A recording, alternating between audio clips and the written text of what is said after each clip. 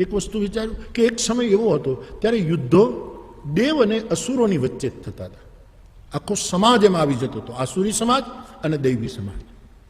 એની સાથ આખા પૌરાણિક કાળના તમે યુદ્ધો તમે લો, ઇવન ઉપનિષદમાં જાઓ ત્યારે પણ સુરાસુરની વાતો આવે. દેવતાઓ અને અસુરોની વચ્ચે લડાઈઓ ભયંકર થતી હતી.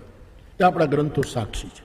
અને એ કદાચ સતયુગનો સમય કે એ બરાબર.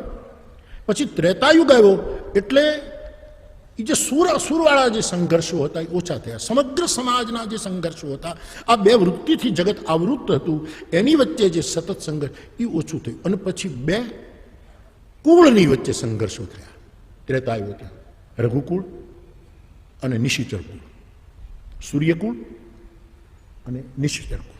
આટલો ફરક પડ્યો. થોડુંક નજીક આવતું જાય છે બધું, આટલું વ્યાપક